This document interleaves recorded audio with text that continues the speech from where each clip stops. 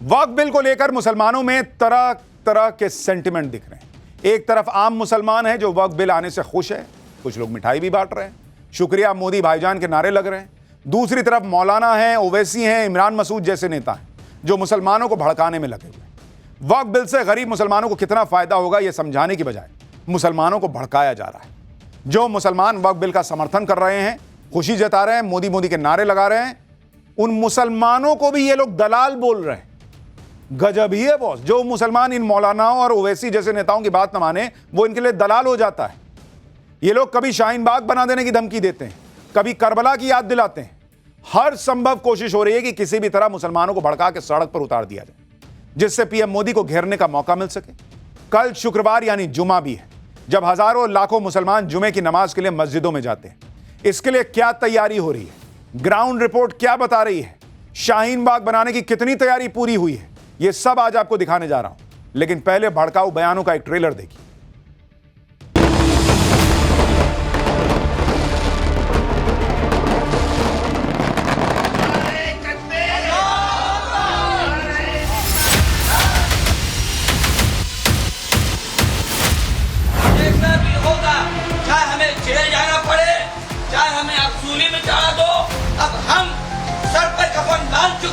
मुसलमान जब मैदाने करबला में उतरेगा तो फिर नहीं देखेगा कौन कौन है, फिर तो जो होना है वो होकर रहेगा। शाहीन बाग पूरे भारत में बनेगा। नरेंद्र मोदी की हुकूमत ने इस मुल्क की सबसे बड़ी अक़लियत के खिलाफ एक ऐलान जंग कर दिया। संविधान को रौंद दिया है, काला दिन है। ये हमारे मुस्लिम समाज को तोड़ने का काम है। मोदी जी संघर्ष करो।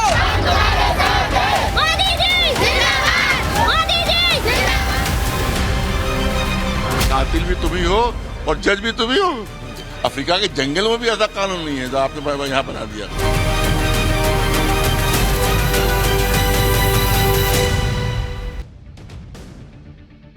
भड़काऊ बयानबाजी नॉन स्टॉप चल रही है। जो भी मौलाना या मुस्लिम नेता वक्फ बिल पर भड़काऊ बयान दे रहे हैं वो ये नहीं बता पा रहे कि बिल असंवैधानिक कैसे, इस बिल से मुसलमानों का नुकसान क्या होगा या अब तक फायदा क्या हो रहा था।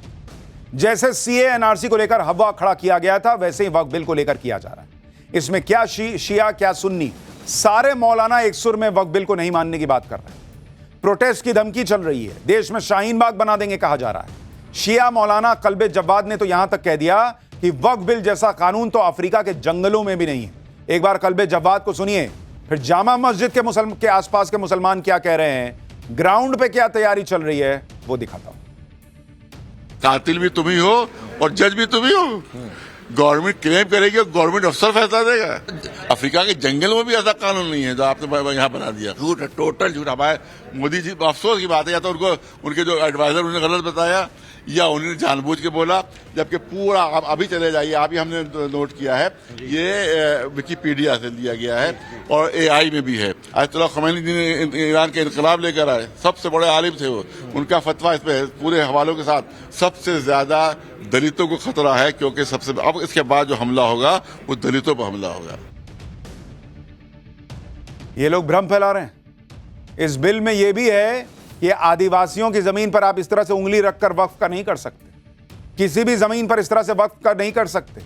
तो उससे तो दलित बच रहा है भाई, आदिवासी बच रहा है, आम आदमी बच रहा है। लेकिन ये वो मौलाना है जिनकी बातों को आम मुसलमान सुनते हैं, इनकी बातों को मानते हैं। जिस तरह की बयानबाजी वक्फ बिल के खिलाफ की जा रही है उसका असर आम मुसलमानों पर पड़ने लगा है। मुसलमानों को भले ये नहीं पता कि वक्फ बिल में क्या अच्छा है क्या बुरा है, लेकिन वो इन मौलानाओं की बातों में आकर विरोध प्रदर्शन तक को तैयार है।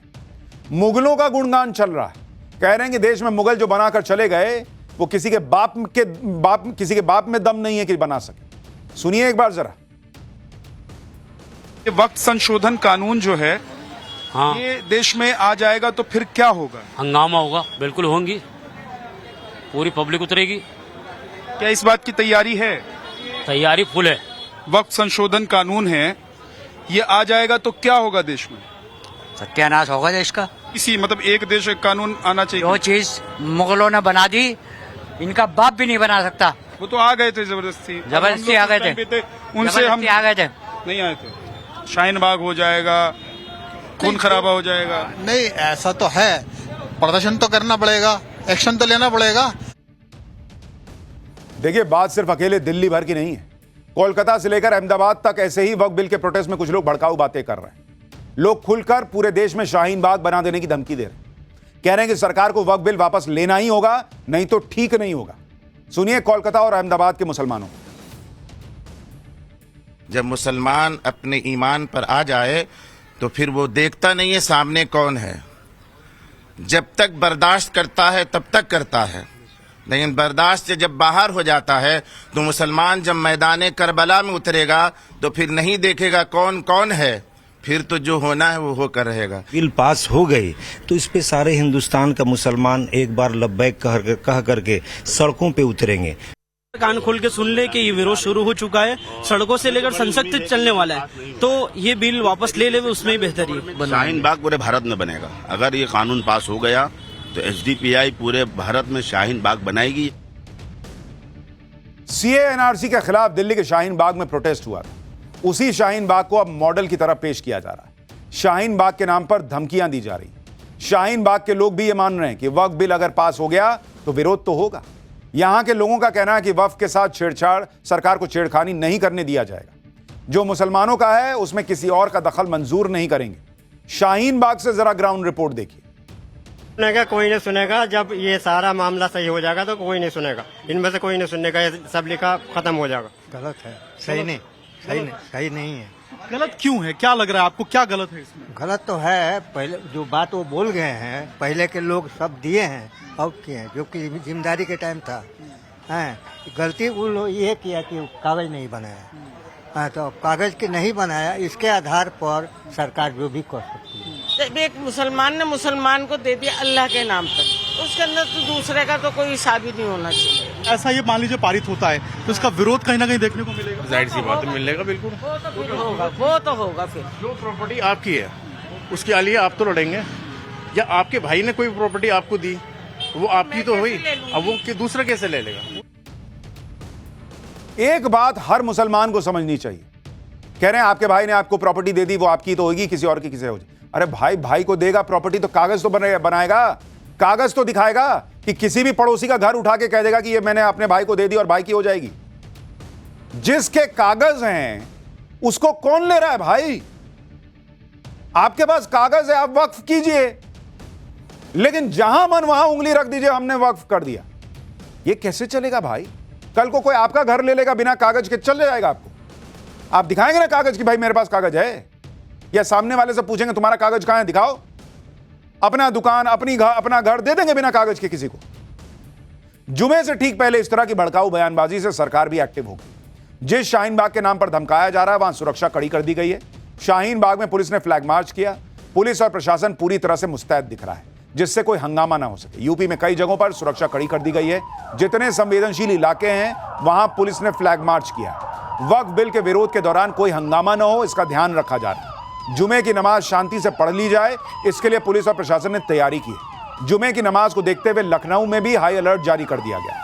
यह सब इसलिए जरूरी है क्योंकि वक्फ बिल के खिलाफ प्रोटेस्ट शुरू हो चुका है। तस्वीरें रुड़की से आई जहां वक्फ बिल के खिलाफ सड़कों पर लोग इकट्ठा हो गए।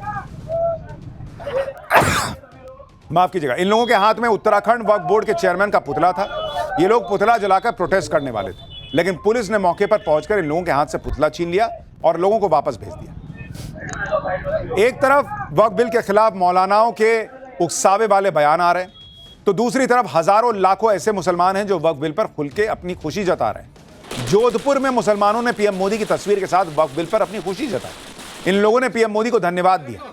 इसी तरह मुंबई में भी लोगों ने वक्फ बिल पर जोरदार खुशी जताई। मुंबई में तो लोगों ने सेवई, शीर कोरमा और मिठाई बांटकर जश्न मनाया।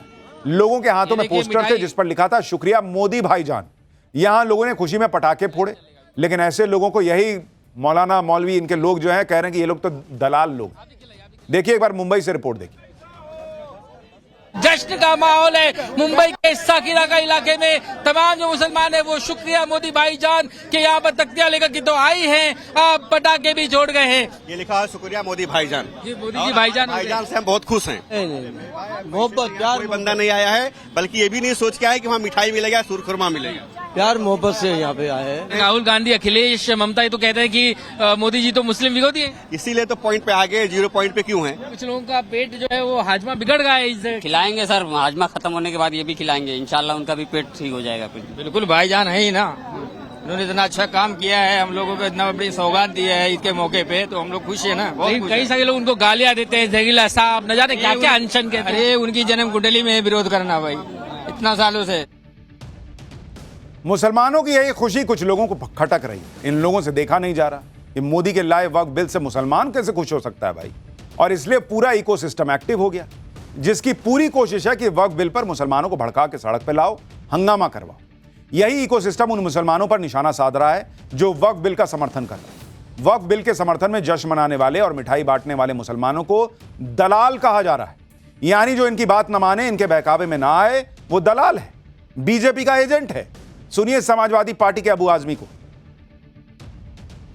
कई हिस्सों में पटाखे फोड़े जा रहे हैं, मिठाइयां बांटी जा रही हैं, खुशी मनाया जा रहा है इस बिल को पास हो जाने के बाद लोकसभा के, तो उसको किस तरीके से मुस्लिम समाज के लोग जो है स्वागत कर रहे हैं, वो दलाल मोदी कर रहे हैं। दलाल हैं वो लोग जो हैं दलाली कर रहे हैं, कुछ टुकड़े मिल जाते होंगे वो लोग को। हर समाज में ऐसे होता है कि हम क्या, हमारे समाज में नहीं थे क्या ऐसे लोग? हमारे समाज में ऐसे लोग, हमारे समाज में, आपके समाज में ऐसे लोग थे। टीपू सुल्तान को मरवाने वाला कौन था? आप सोचिए ना, ऐसे बहुत लोग हैं। यानी मुसलमान इन पर आंख बंद करके इनके कुछ भी कहे पे भरोसा करे तो इनका साथी, वरना दलाल। इनको वोट करे तो ठीक, वरना दलाल। सुनिए, ये तो मुसलमानों को सुनना चाहिए बॉस, कि आपका वोट लेकर ये लोग जीतते हैं और आपको दलाल कह रहे हैं। इंडी गठबंधन से लेकर ओवैसी और तमाम मौलानाओं ने पूरी ताकत लगा रखी है, लेकिन वक्फ बिल को रोक नहीं पाए।